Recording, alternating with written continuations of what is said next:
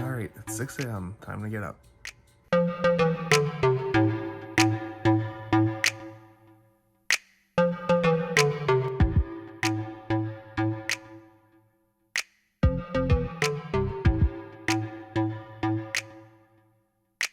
Hi, welcome back to another episode of Day in the Life of a Structural Engineer. In this episode, I'll be taking you guys through a normal day at my office. I'm actually here on the weekend and trying to catch up on some work, and I'll show you guys essentially what that looks like. So please make sure, as always, that you subscribe to the channel and like the video. I have a couple things on the agenda today. I have a couple proposals to go through, some emails to catch up on. I also have to review a few of the other engineers' work. And then finally, I'm going to do a little bit of drafting on a little project I got, so I'll take you guys through that as well. See where the day takes us. It's pretty early, and before we get too far into anything, we gotta get coffee.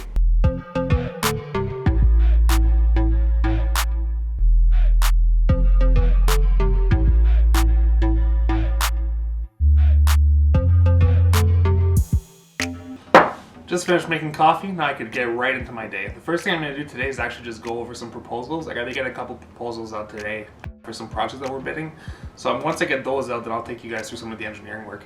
If you guys want a full video on the proposal writing process and everything that goes into a proposal, please leave it down below. It's a full video on its own, and there's lots that could go into that.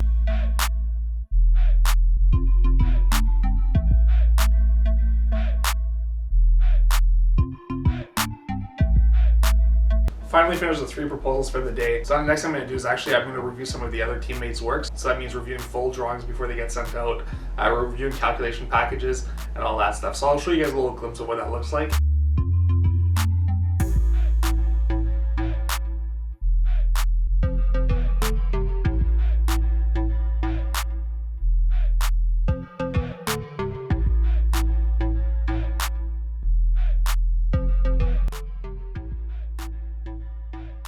Alright, let's get into this. First thing I'm going to do is actually go over one of the EIT's calculations. I'm just going to be reviewing the calculations to make sure that everything works. Typically how we run it at our firm is the EITs will typically be accountable for doing all the design at their level, so they're responsible to go through the textbooks and look through the code.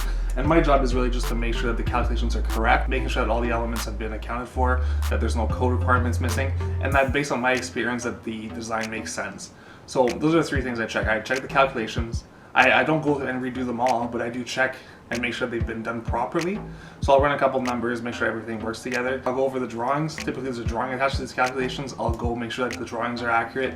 And then finally I'll make sure that there's nothing missing based on my experience. So this is a pretty simple one, a small retaining wall. Something I've done lots of. So I'll be going over that, making sure that there's no problem here.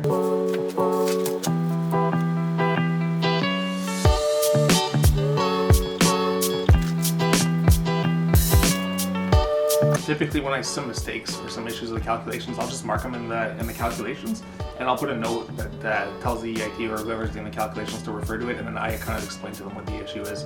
It's really important to kind of keep that in mind in terms of making everyone learn, because as much as we want to get the jobs out, we also want people to grow, and that's something that's really important to me, is making sure that everyone learns. So something is forgetting a small code check, I'll just mark it in, and we can have a discussion about it when they come back. So that's why I really like to do these when the ones in the office, because it's a lot easier for me to just kind of get everything out on paper, write it down, and everybody can kind of move on.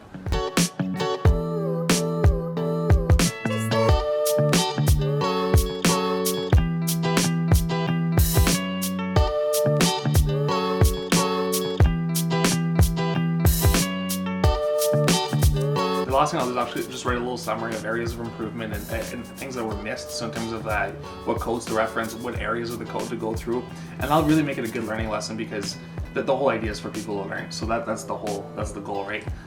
So that's what I'll do typically as a review engineer on this one. I'll just write the issues. There's actually no drawings at this stage on this one. It's just calculations. But overall, everything looks good. There's a couple small tweaks I want to make, but nothing too. So the next one's pretty straightforward, a couple lifting lugs, a beam to size. On this one I'm going to do the calculations, give them back to my drafter, and then they'll put everything together in terms of updating the drawings, making sure everything. They typically get it pretty close based on past jobs they've done or that experience. This is when I come in. Sometimes I can tweak the member size to make them a little bit smaller to be more cost effective for the client. Or what I'll do is sometimes I'll find some code issues. Typical code issues I almost find, especially when dealing with, in this case, steel. Bolt sizing, edge distances for bolts, those are the typical code ones I look for. There's no compression members in this, but typically that's another one I look for, is compression members, making sure that the codes are being met, just SLS, ULS for everything. There's no connections here, that's something else I'd be looking for. Again, this is pretty straightforward, just a beam with some lifting lugs. As always, when I start filling out a new calculation sheet, again, a lot of the calculations I do are by hand because I've done so much of it. These are pretty straightforward, so we don't need fancy software modeling or anything like that. That's something I push a lot, is being very comfortable with hand calculations. For a lot of the bigger jobs, you know, anything that's larger, we can use software, and that's great, but software is a tool, and that's something a lot of engineers need to keep in mind, is software is a tool. Hand calculation is, and understanding the first principles is really the most important thing. And that's something you'll see me talk about all the time, is first principles are the key to being a good engineer. And that's something that everyone should be focusing on. If when you're dealing with a problem, the first thing you want to do is go to the software, that's something to always keep in mind, because you might be using software as a crutch and you might not fully understand the first principles. But as far as I'm concerned, that's the tool I use the most, is my hand calculations, my calculator, and my code books. All this work's making me very hungry. I think the most important part of the day is lunch, and I think it's about time we have some. I've been trying to eat super healthy this year, so you'll see me having some carrots and some snacks, and this should be enough to get me through the day.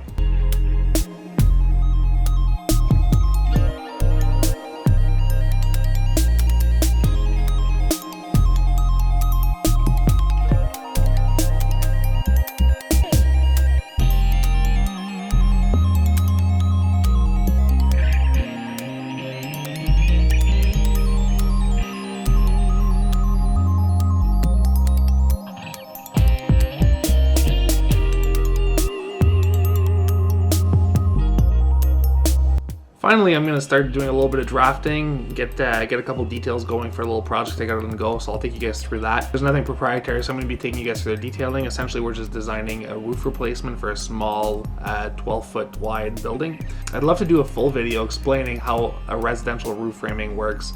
If you guys want to see that, please make sure you leave it down below. I don't want to do it if no one else wants to see it, so if that's something you guys would like to see, please leave it down below. So in this one, I'm going to be using Revit. That's the main software that we use for drafting and detailing. So in this case, I'm just starting to model a wall. I'm going to do my double top plate.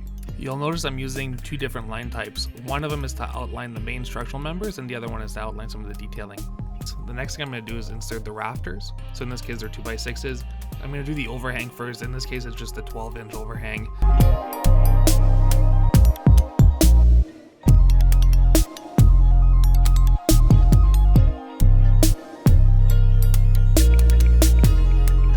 As you can see, I'm only drawing half of it, and I'm going to be using the mirror function to be able to mirror them over, so this is going to make it a lot easier.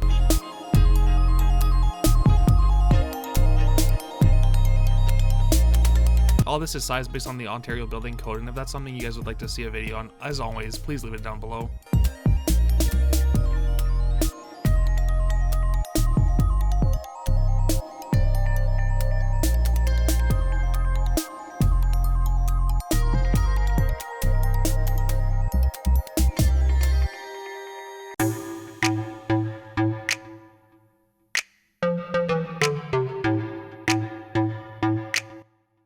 The final thing I'm doing is adding some notes to annotate all the different components of this detail.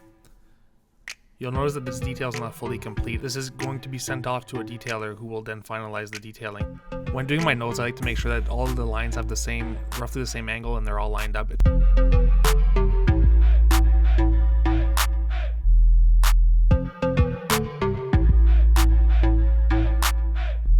As you've been told numerous times, the drawing is really the product in the engineering. While the calculations and all that is important, the drawing is the product, so it has to look good. So that's something you should always keep in mind when doing drawings. That's something I try to keep close to myself as well as my staff. Alright, well that's it for one day. Thanks a lot for coming in overtime with me on the weekend, and I showed you guys a little bit of what I do. So once again, please make sure you subscribe to the channel and like the video. Comment down below for any video ideas you may have, and as always, I'll see you guys on the next one. Thanks.